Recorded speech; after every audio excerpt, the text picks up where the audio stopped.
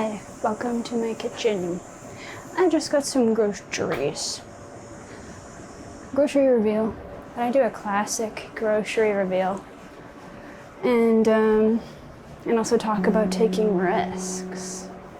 Lately I've been feeling like there's no more time left in my life and there's no way I can accomplish any more than I already have.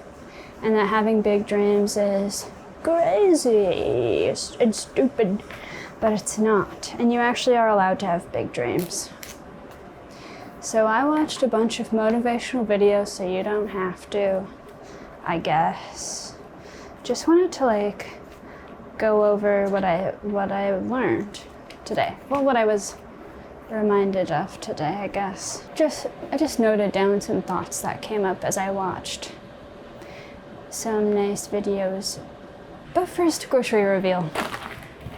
Broccoli head, $2.99 Canadian, not so bad. $1.79 for a couple zucchinis. I'll take it. And add to cart. I think this might have been $5.99. Peppers are expensive. And tofu, because I'm vegan. Let's just get these in here real quick. Oh man, I've only bought big Tupperware. I'm really regretting that right now. You know what I mean? I'm regretting that. Got this rice that can definitely go. This is just some sauce.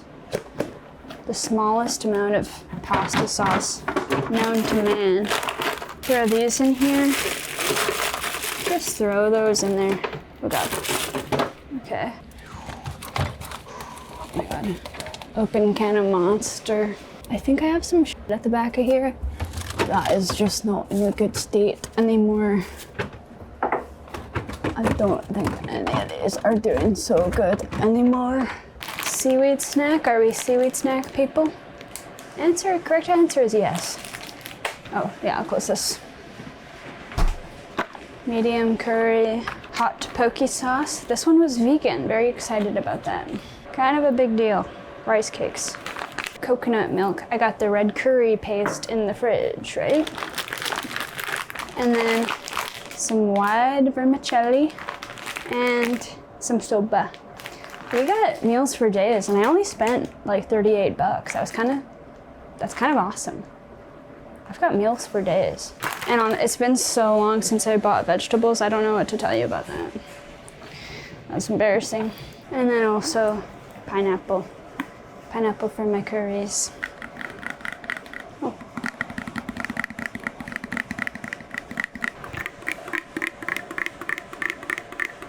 And time for pantry reveal. It's vulnerable to share my pantry with you, so you have to promise not to judge me. Okay, I already got some noodles in here. I kind of suspected I might have. You gotta follow me.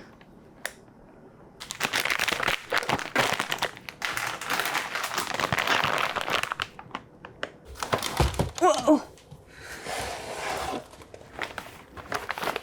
Oh, I have so much soba already. Oops. I'm glad I didn't. I was almost gonna buy a big pack of soba, so I'm glad that didn't happen.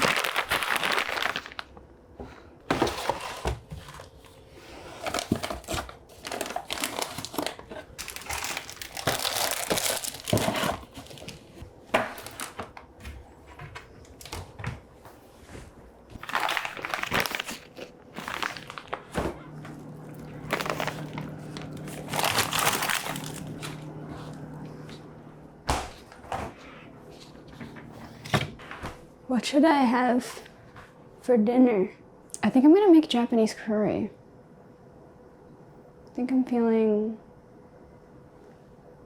that feels good. So here I am in my kitchen making a soft spoken video, holding this notebook that says things that if you were to read, I would be very embarrassed. There's some cringy things in this thing, but there's also a joke that I'm gonna try out on Tuesday night, hopefully at a bucket open mic. And there's also this list that I wrote down today, because I was watching some videos about how there is time to do what we want.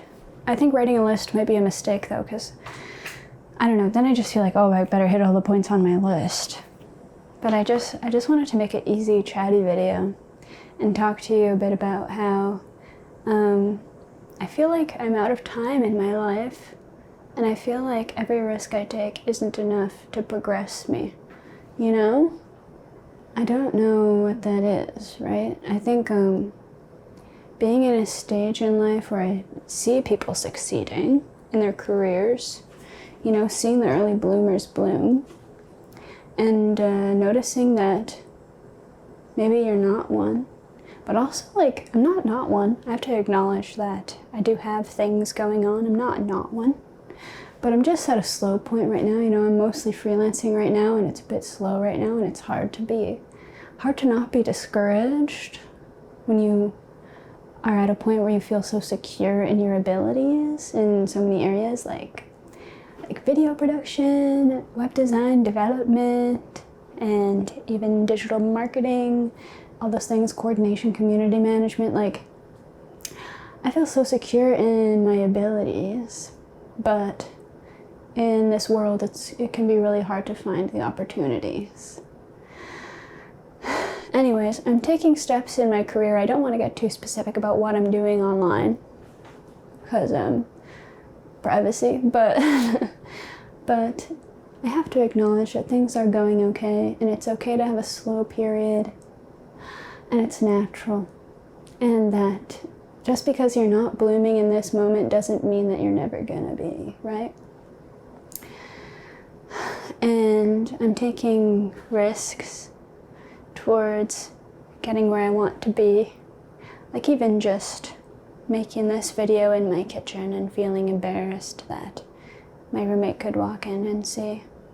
But even if they did, like, they know that I do this and they appreciate that I make videos, so it's not even embarrassing. But it's fine, you know what I mean? It's fine, right? So yeah, that's a risk I'm taking. Yeah, first thing I wrote down was risk. What feels risky to you? To me, what feels risky to me is taking up too much space, at least in a space where you're not supposed to do that. I think that's part of maybe why stand-up feels kind of fun, is because when you're on stage, if you're not taking up space, then you are taking up space. Like, if you're not putting your all out there, then why are you up there? You know, it's more embarrassing to act small on stage than it is to act big, right? Because what are you doing up there if you're acting small? Unless the bit is to act small. If you're not committing, maybe is the word. And I still shake when I get up there on stage. My body just likes to shake when I'm up there. Even if I'm just having a grand time, I can count on my body shaking. So I'm working through that. Some people said just moving around helps. But I'm just waiting for it to wear off, really. I'm sure it will. Oh, what else feels risky to me? This right now, filming this. Doing stand-up is scary. Like, last time I went up and I did a bit that I wasn't fully sure that I liked. And then when I went up, that's when I realized I didn't like it. And now I've written a bit that I actually think I really like. I mean, I'm actually excited to share it, you know, and I can sit in the crowd on Tuesday waiting for my name to be called and be excited about it, you know? Because I'm like, oh, I can't wait until I get to share this bit with these people. Whereas last time I was like, I don't know, I just wrote something, like I just needed to create the momentum. And I definitely don't regret throwing my name in the bucket. Another thing I wrote down was that your ego needs to know how it can succeed and how it fails in order to find a home, right? And so I think just creating motion in your life is the best. For me, like, going to that open mic and not doing my best that day was still important in my progression, because I needed to go out there and test out failing to know myself better. Now I know better myself and who I want to be on a stage a little bit better. It's going to take a lot of practice to get to where I actually feel like I know who I am on stage, I guess. But yeah, feeling like I failed that day, even though I still got some laughs. It was just a really messy, unorganized, unprepared set.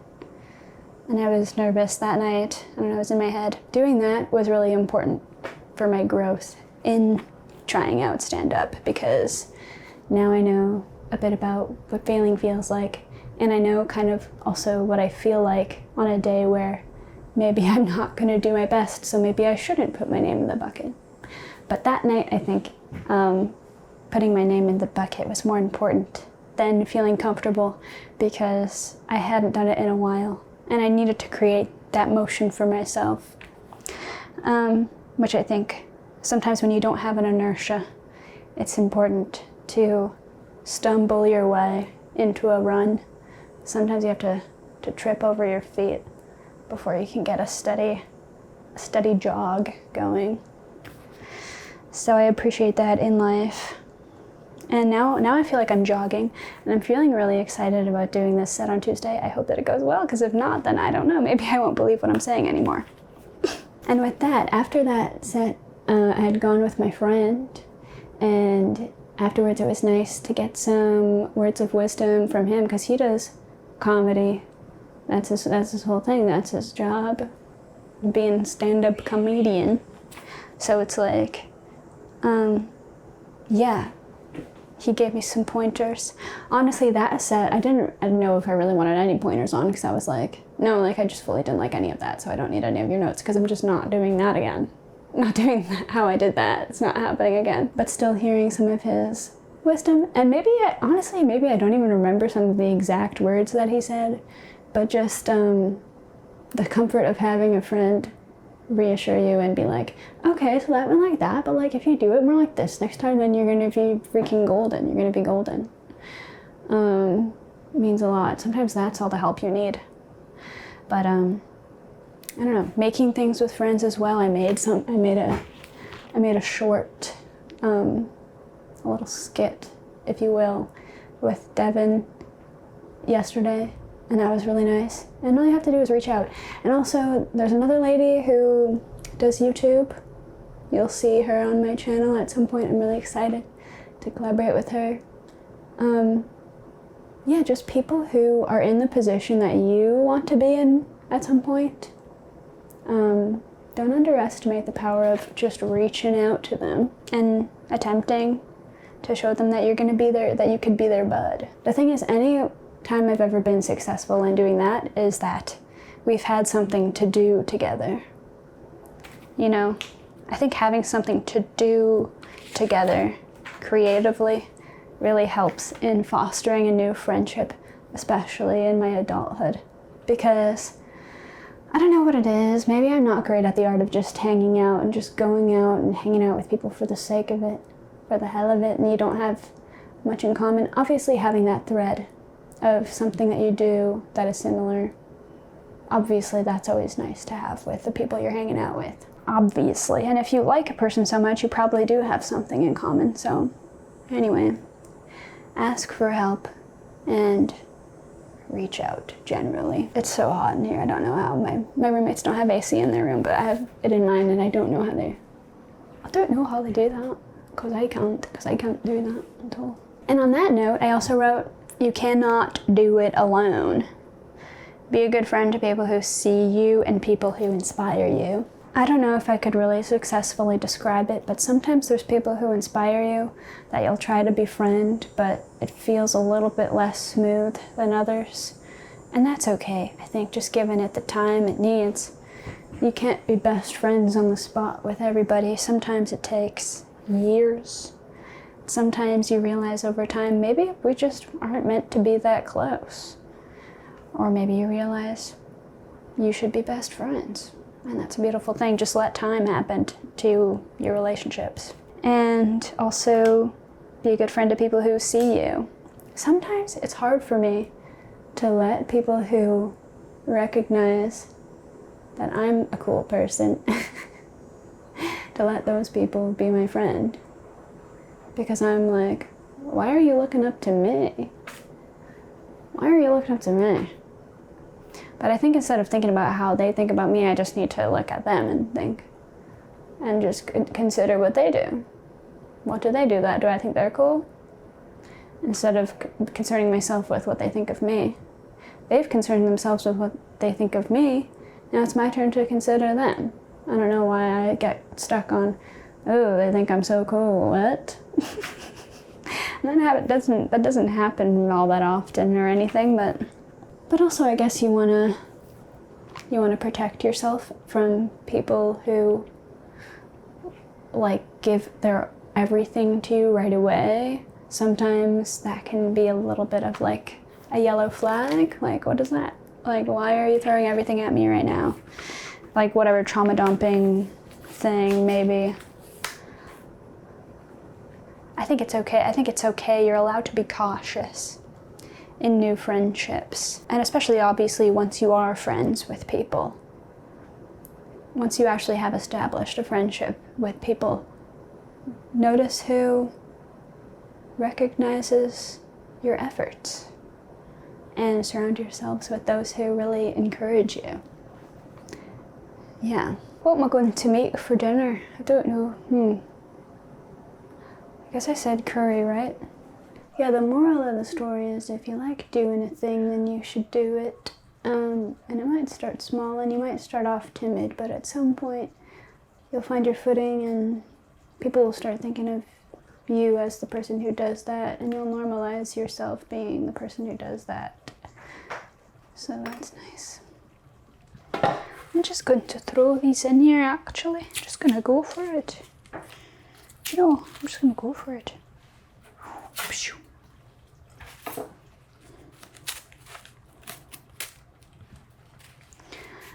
Double. Yep. Double damn. Another thing I wrote down was it's okay to delay specializing. I think a lot of my insecurity comes from being someone who doesn't have one thing that they pursue. I pursue a lot of things, and you'd think that inherently that would just be a good thing. It's like, oh, I have a lot of things that I like to do, like web design and development and marketing, and I like doing stand-up comedy, and I like doing sketches and filmmaking and documentary. And it's good to have interest, but at some point, I feel like people just start to look at me like I'm confused. But I'm not. If I had to narrow it down, I just like storytelling, right? So sometimes your specialization actually is a really big umbrella. And I'm curious to see when I'm like 38, will I have something more specific going on? I'm very curious, because there's just something that I've discovered coming into adulthood is that, dude, I said 38 because I think I'm 28. I'm 26. I'm aging myself. It's so silly. But yeah, I wonder what I'll be doing at 36. Something that I've discovered coming into adulthood fully is that I'm still the same kid. I still just want to play with my friends. I think adulthood is fake. I think it's all made up. Maturing is real. Having a prefrontal cortex, that's real. You know, decision making is real. I think I'm definitely better at that. I'm not my child self when it comes to decision making and all that.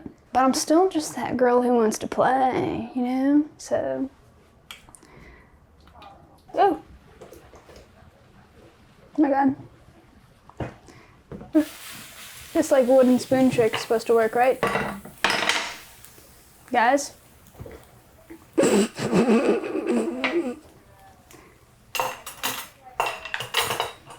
No! Why are you still going?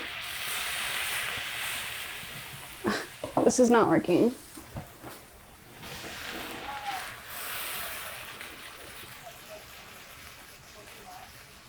And once I'm in motion, and once I have things happening, and once I'm creating contrast in my life from failing and succeeding at things, at that point I like to listen to my soul or my vortex and think about what remaining resistances do I have. And I wrote down, and that's where you are, that's where I reside, is in the remaining resistances, and thinking, what if those resistances went away? Then maybe I would be truly me, and what is life if not hopefully a journey towards becoming that? And so I think just risk after risk and action after action, I'm just trying to get closer to the version of myself that is resistanceless. Of course, there's always going to be some tension, and I think that guilt and anxiety have their place. I think they're natural and they should come up, and they're indicators of things. But for them to just be around when they ought not to be, that's just annoying. And that's most of the time for me, so. But also when I think about it, and when I say, the highest version of myself is one who doesn't have any resistances left. That's when I can meditate and let them go. I think letting it go as well is a big thing. The last thing that I wrote down is, let it be. There is a law of attraction to some capacity. When you're doing what you love loudly, people will adjust their proximity to your frequencies. Give them an amplitude to adjust to. Ooh.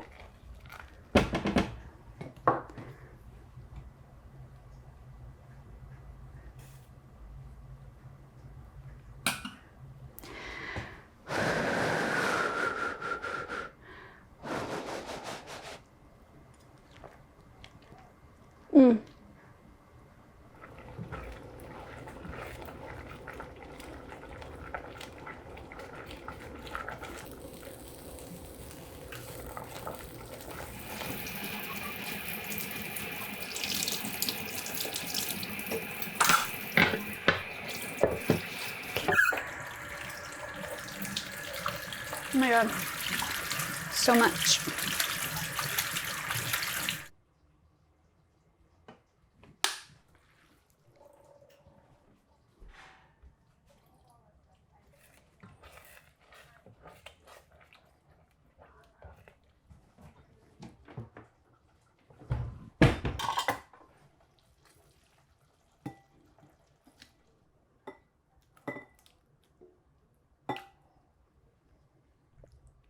Yummy.